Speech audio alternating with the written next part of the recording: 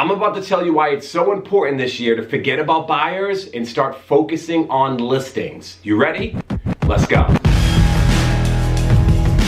Hey, my name is Chris Martin, real estate agent, investor, coach, and please subscribe to the channel if you have not already. I'd appreciate that very much. Does it take skill to be a buyer's agent? Please don't get offended. I'm not taking shots at you, throwing shade, none of that. This is just a reality of real estate where it doesn't take much skill. I don't want to say any skill because there's a little skill involved in it, but in the grand scheme of real estate, being a buyer's agent doesn't really take any skill.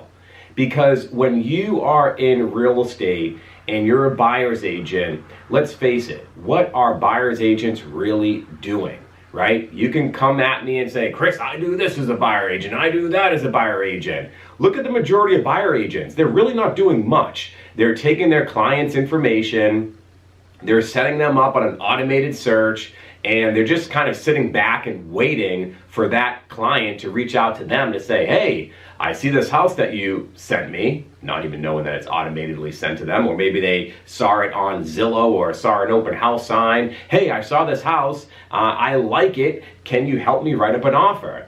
And that's really where the agent comes in, and 9 times out of 10, that agent isn't really even providing any value in writing up their offer. They're writing up the offer, they're not giving them any suggestions, they're not actually using strategies that, by the way, you can learn right here on this channel on how to get your offer accepted. They're not using any of that stuff. They're just taking their offer, submitting it, and that's it.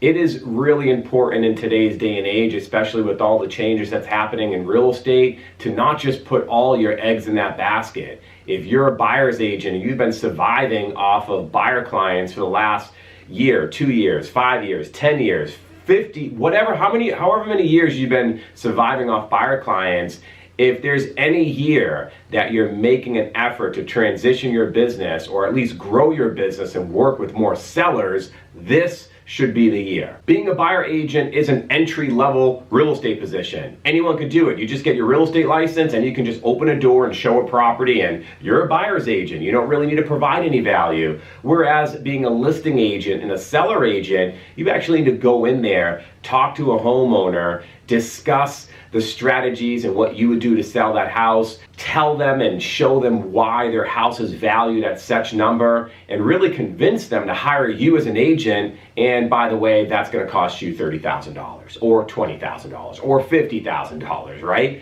That's a lot more skill involved in that.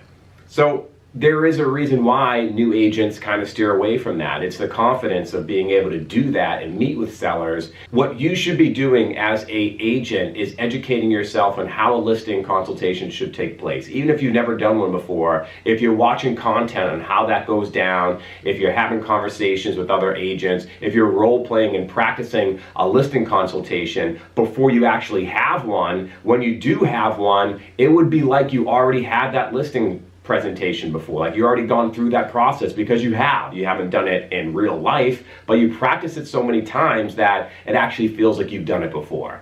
One of the best compliments that I got after my first listing appointment was, you did a great job presenting all the information. And that actually helped build my confidence. I didn't get the listing, but it gave me confidence to go into my next listing appointment knowing that I knew what I was talking about. And with buyer agency being in question, where who knows where buyer agency is going to be in the coming years, and not that it's going to go away, I don't necessarily believe that. I do feel being a listing agent helps you have more control over the market. It helps you have more control over your time. It's so much easier to balance 10 listings than 10 active buyers going out there showing 20 properties to a buyer who may never even purchase a property, versus having a listing that's priced right, that's marketed right. It's more likely that you're actually going to sell that listing and get paid on that listing. Once you have a listing, you control the market. You have the inventory. You become the employer. You become the store. People have to come to you, and that's really what you want in real estate. You want to be able to control the market, and you do that by having listings. So my advice to you is go get them listings. Get yourself on some seller appointments. Get some listings. I'm not telling you to leave buyers by the wayside and forgetting about them. Continue to work with them with the idea that you will grow your listing business this year. Hopefully that helps. Hopefully that inspires you to get your listing business to the next level, and watch some stuff on this channel to help you do that, dealing with objections, actual lead generation stuff and prospecting to get listings. Check that stuff out, and I'll check you guys in the next one.